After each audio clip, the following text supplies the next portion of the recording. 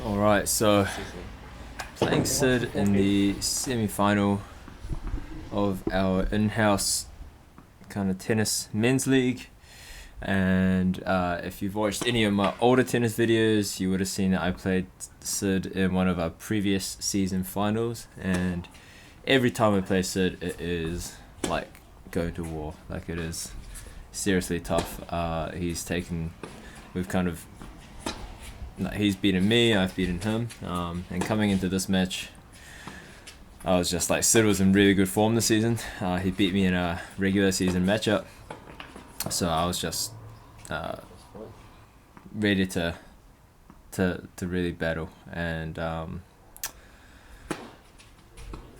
just missed an easy volley on that last point, and there Sid missed not an easy approach, but he just kind of overshot the approach. And I think we both were feeling a little bit of nerves to start, so he, missed an easy one in the net.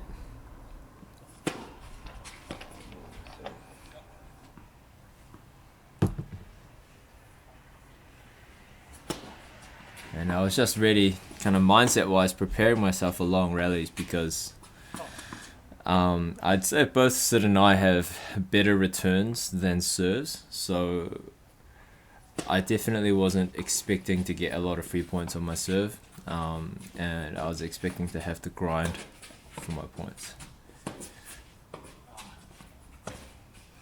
And there, it's just not good enough by me. I was at the net, I had like 3 or 4 volleys that I needed to do a lot more with, and then it just ended up, with Sid playing out the point really well, the last one. He holds to start.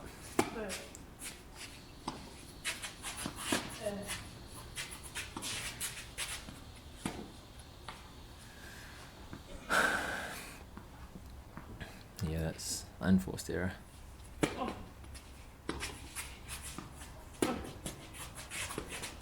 And Sid's super solid from both sides, to be honest, both his forehand and backhand, but if I had to pick one of which one's stronger, it's definitely his forehand, as with a lot of kind of amateur players.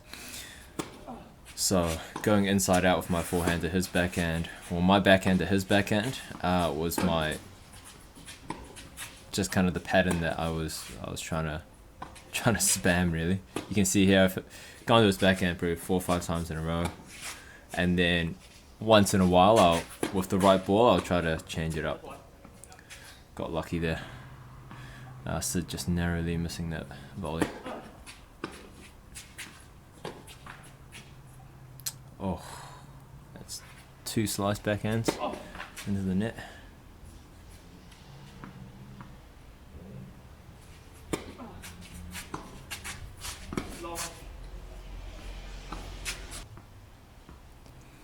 The other thing, though, that I do think about is, and this is again with a lot of people, is Sid's backhand is a lot more defensive, and therefore a lot more kind of consistent. Like, he doesn't really make a lot of aggressive type errors with it, whereas on his forehand, because he's always looking to attack, he's a lot more prone to errors. So that's kind of something I'm working through just mentally at the moment, is, do I target his forehand, do I target his backhand, or is it just more of a, do I just move him around? But for this match, I was definitely that was the plan. Gun for his backhand, wait for the short ball or an attackable ball, and then really just go for it. And I was hoping that, I think he also generates power a little bit. Like, he generates power much more easily on his forehand as well. So I was thinking if I just spammed it to his backhand, it would physically wear him down over the course of, potentially quite a long match.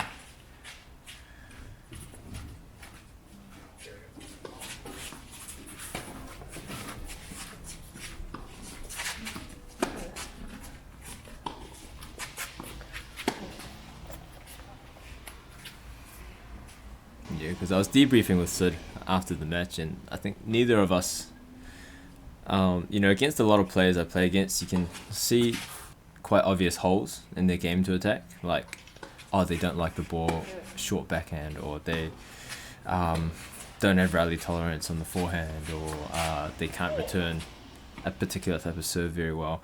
And basically everyone I play against, there's at least a handful of these assessments that I can make. But against Sid, there's very few. So it's really, for me, it's usually about the physical aspect, where I just think I'm gonna. It's tough to go kind of like aggressive hitting toe to toe with them, and I just try to not get hit off the court and extend the rallies, and then where I get chances to try to dictate the points. But there's not like a really clear cut hole that I can say, oh yeah, I'm gonna go attack that. Haven't really been commentating on the points, but I'm down 3-love. A lot of I will say like a lot of unforced errors. I think I started this game off pretty tight. Still kind of close 50-50 points, but like I think the last game I missed a couple of backhands in the net. And it definitely does feel like a bit of do or die. Like I can feel the first set slipping away if I don't hold here. So this is super important. If I go down a double break here, even just mentally, I think it's a lot more draining than if I can just hold here and kind of work my way back into the set.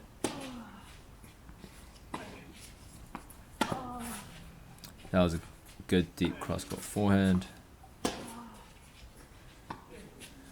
Sheesh, man, this has been a long rally.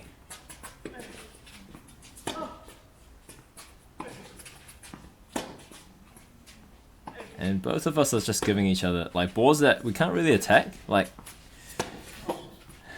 they're pretty deep, pretty decent margin, both left and right. And here we go.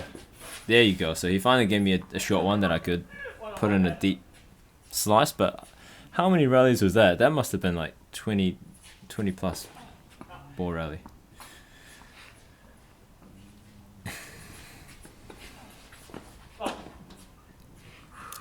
And then after that, oh man, that's one of those things that I tend to say. Like I worked so hard for that previous point, and then just one double fault, and then he gets it right back. Just gotta put that behind me in the past, and focus on holding here.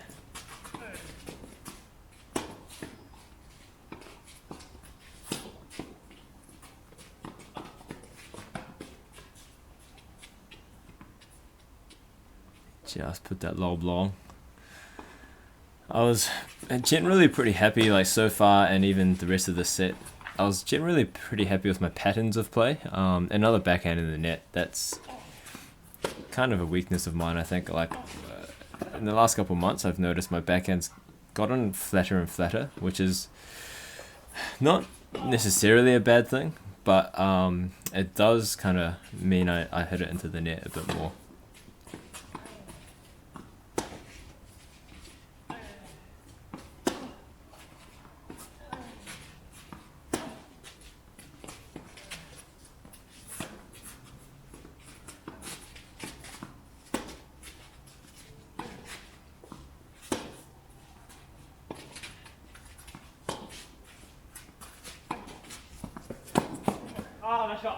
Another long rally where I finally felt like it was the right ball to pull the trigger on the forehand into that into his forehand corner, and managed to win the point. So really happy with that point. And yeah, finally happy with how I absorbed the pace off that. I don't know if I shanked it. It honestly kind of looks like a bit of a shank. But I was getting to the net a lot more. That's probably one of the key differences, I'd say, between myself and Sid. I'm not sure if stats-wise so far in the first 4 games how many times I've come to the net versus him. But you see in the pros, usually the percentage of points won is quite high when they get to the net. But just off the top of my head, I think I've missed probably 4 or 5 volleys already, like hitting it out. And I won that last one, and that might have been my first net point one. But I am happy with getting to the net, and it's where I want to be.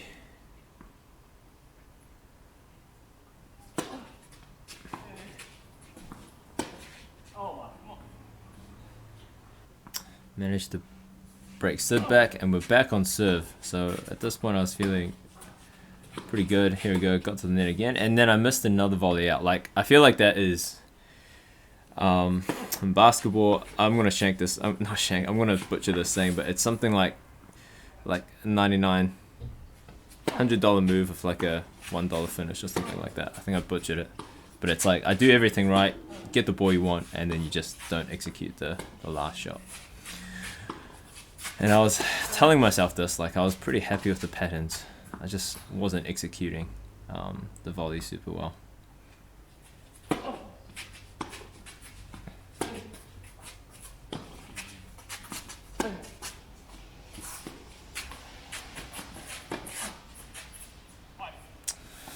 That's just, I'm kind of okay with that one. Like, I need to go for my ground strokes to get them deep, but that one just pulled the backhand wide.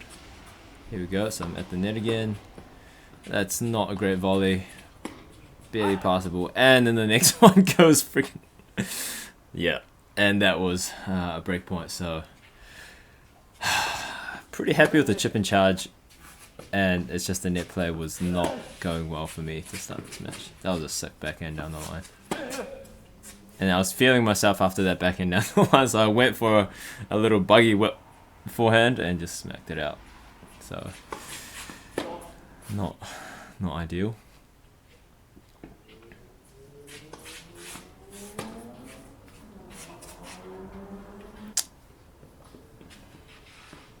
Couple of loose points there.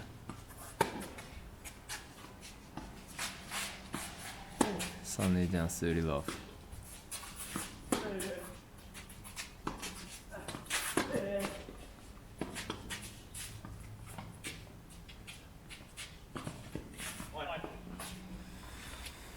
Whew. That was close, man. So Sid didn't even miss that by very much.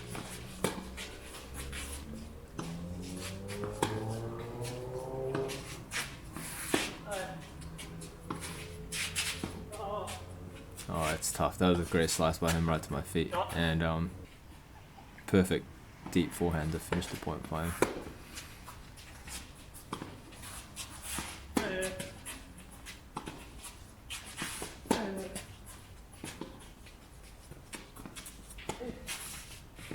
Oh, and there I was just super off balance after the approach shot, and I was still in position to finish the point with a volley again, and I sheesh, man, that's just really poor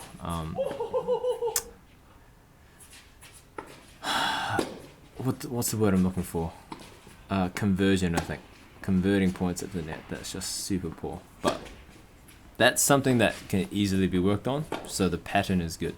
I've probably said that like 10 times already, but I am happy with kind of how I was going with the approach shots.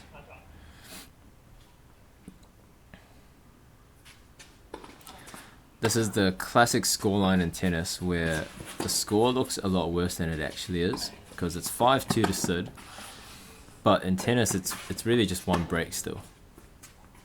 So if I hold here, break, and then hold again, which is kind of what you're supposed to do in terms of holds, then it's 5-5. So it's still just a one break lead, despite kind of the lopsided look of the score.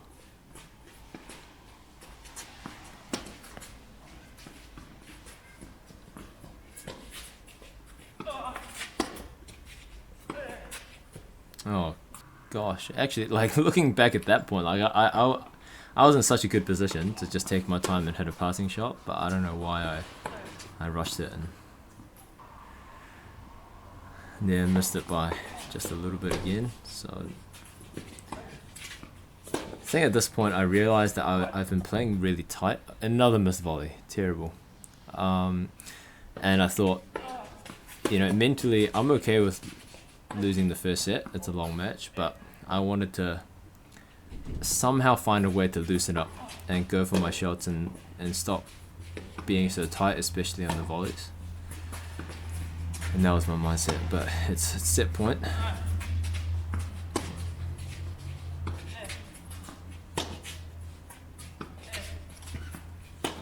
So it's just rock solid at the baseline. always on balance with his ground strokes. Oh, jinx him on the slice. Gave me the unforced error. And that's probably the first free point I've gotten on serve, like, all set. Are you blank? What's the score?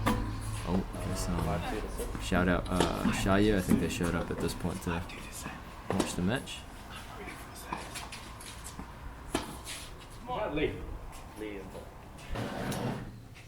Managed to hold. So one break. This is big. If I can break here, then we're right back on serve and it's anyone's set.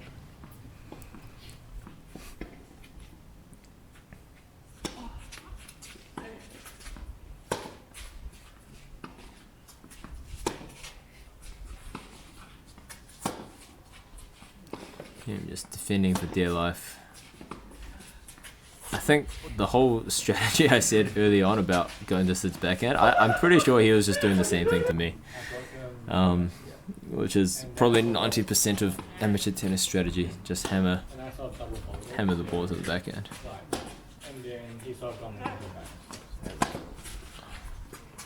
could have been seeing you in the 70s. Huh? I could have been playing you in the 70s. And shout out Wes, that's Wes's commentary a little bit there. He was the one who recorded it with his camera.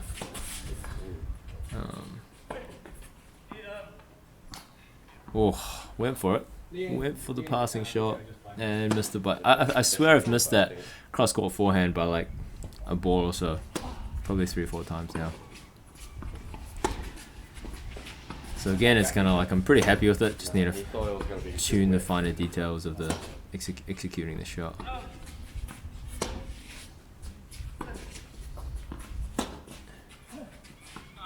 He's still making it look too easy, man. Huh? They make it look too easy. Yeah. Oh man, and that's just a great point by Sid. I was just making a lot of noises there. I realized I am quite a vocal tennis player. Like when I'm just out there fighting for every point, a little bit of grunting and a little bit of kind of yelling, it definitely helps. I didn't used to think it would, but it does. If you haven't tried it, I would recommend it. As long as you don't do some Sonego type thing.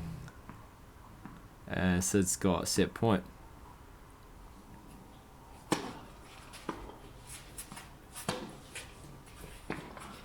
Yeah, it's a great shot by Sid. Oh, and just rock solid at the net. So there he goes. Sid wins the first one 6-3. Set 2's coming soon. Stay tuned.